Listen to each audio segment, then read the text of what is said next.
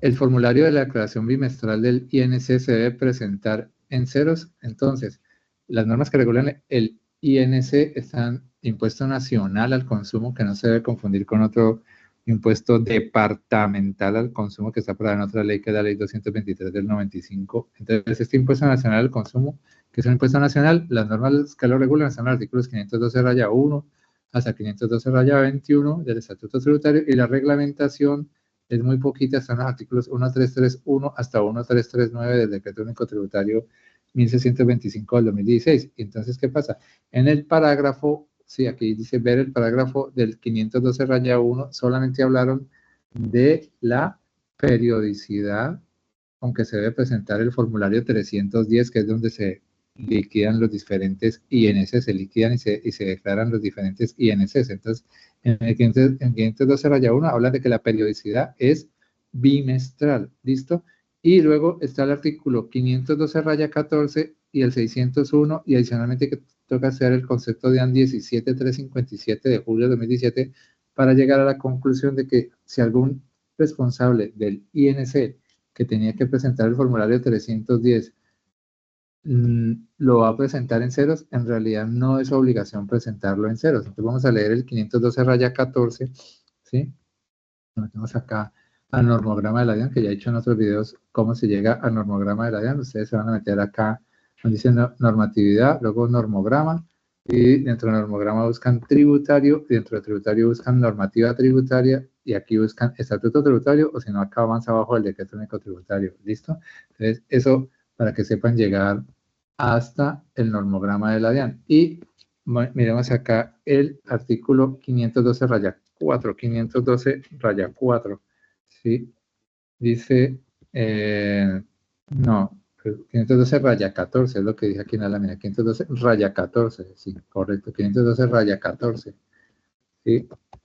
Y entonces dice, obligaciones de los responsables del impuesto nacional al consumo. Vamos a usar el señalador, quitamos las rayitas anteriores, y dice, los responsables del régimen simplificado del impuesto nacional al consumo deberán cumplir con las obligaciones señaladas en el 506. Los únicos que pueden funcionar como responsables del régimen simplificado del INC son los que están mencionados acá en el 512-13, que son solamente los que tienen bares y restaurantes y sean personas naturales y manejen ese ingreso de las operaciones de bares y restaurantes hasta este nivel, hasta 3.500 UVT, y tengan un solo establecimiento de comercio.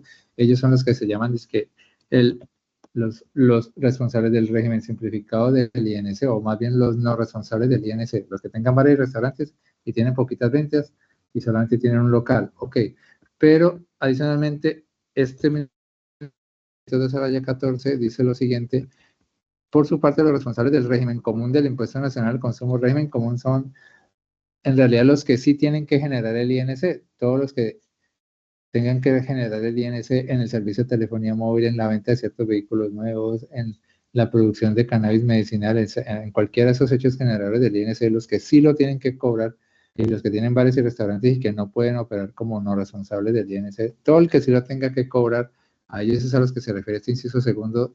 ¿Qué pasa? Deberán cumplir con las mismas obligaciones, dice acá, señaladas para los responsables del régimen común del impuesto sobre las ventas, que ya no será el régimen común, sino de los responsables del impuesto sobre las ventas. Entonces, la DIAN interpretó este texto de acá en el sentido de que si los que son responsables del INC, los que sí tienen que generar el INC por cualquiera de los hechos generadores, tienen que hacer las mismas tareas de los que son generadores del IVA, o sea, los que son responsables del IVA.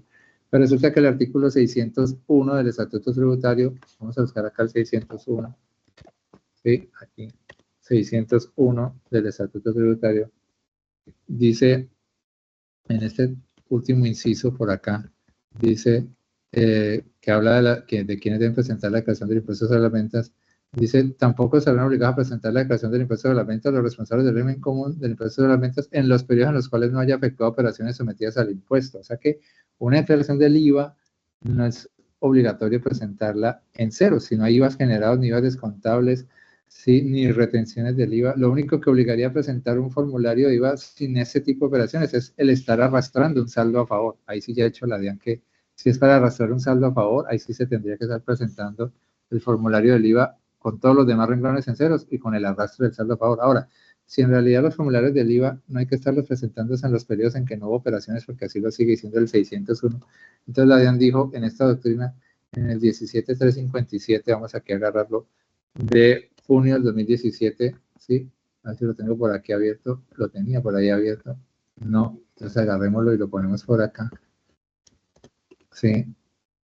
En este concepto que es del año 2017, en la conclusión, la DIAN saca esta conclusión, ¿sí? Por lo tanto, teniendo en cuenta que tales condiciones no se constituyen como obligación en el impuesto sobre las ventas, la de estar presentando el formulario en ceros, se le dará el mismo tratamiento a los responsables del régimen común del Impuesto Nacional al Consumo respecto a los meses en los cuales no se realizaron operaciones sujetas a este impuesto, ni aquellas que den lugar a impuestos descontables en virtud del marco normativo vigente para el mismo. O sea, la conclusión de la DIAN es que si los responsables del INC, los que sí generan el INC, tienen que cumplir con las mismas tareas de los responsables del IVA, pues entonces cuando a los responsables del IVA se les exonera de presentar el formulario del IVA en ceros porque no hubo operaciones, esa misma exoneración también se les tiene que dar a los responsables del INC. Los responsables del INC, entonces, con esta doctrina de la DIAN, se concluye que tampoco están obligados a presentar el formulario 310 en ceros, no están obligados a presentarlo en ceros.